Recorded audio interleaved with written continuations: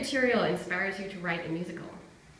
And what is the strangest subject matter you've written a musical about? Okay, so this is an amazing question, actually.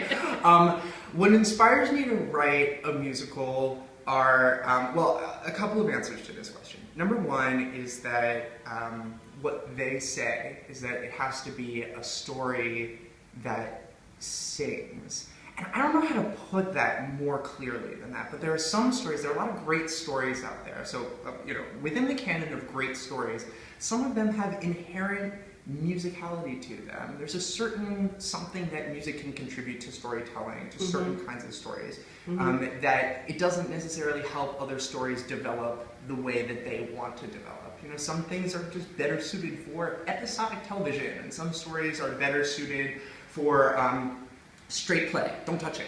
And some stories really have something kind of burbling inside them that can only be expressed when you go into the abstract, when you go into the world of music, when you heighten things and bring this added romanticism to it. So to me, that typically falls in the category of something that becomes somehow fantastical, something that becomes, I'm very drawn to self-actualization stories, so stories about people becoming better iterations of themselves, and elevating kind of like in this snowball-y kind of way. I find that there's a lot of inherent music in that, and that's what becomes easy when you talk about people that are having more internal, personal experiences. It becomes more difficult to kind of allow that to send outwards. Something I've been doing actually with the show that I'm working on right now, which is about the English and how they work very differently than Americans. Who, you know, how do they let music come out of them without being so like Americans are? Right. It's a trick. It's a trick. As for the, I hope that answers the question. Yes, completely, yeah. As for the strangest subject that I have written a musical about, I would have to say that when I was in the BMI workshop, which is this fabulous program where they teach you the craft of musical theater writing, the last project in the first year of the workshop is a 10-minute musical assignment. So it's trying to figure out what kind of a story naturally lends itself to that kind of format, this like, tiny little chunk of time.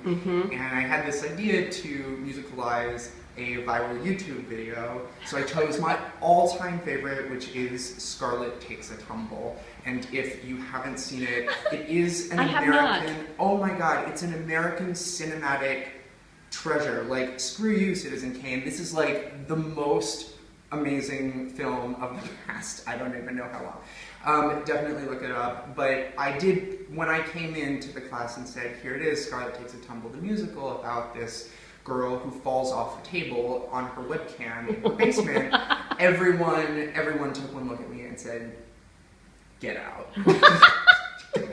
No, absolutely not. But it goes back to the original thesis. The point that I was making is that, like, this is a story actually of a girl who is self-actualizing. She has a crisis, a personal crisis, but then she uses it to find herself and to turn into sort of a bigger version of herself via the internet, via exposing herself publicly on YouTube. And there's something that's so big and so musical about that, and something that a way that you can see this on YouTube, but there's raw human emotion behind that, and something that can be that becomes universal once you put it in this communal language of music, that somehow then everyone jumps on board and wants to be part of this experience. So yes, strange idea, definitely, but I do believe that if it can be validated by this, like, by the foremost tenet of what it means to be a musical, then you're on track to maybe doing something that will connect to somebody one day. Cool.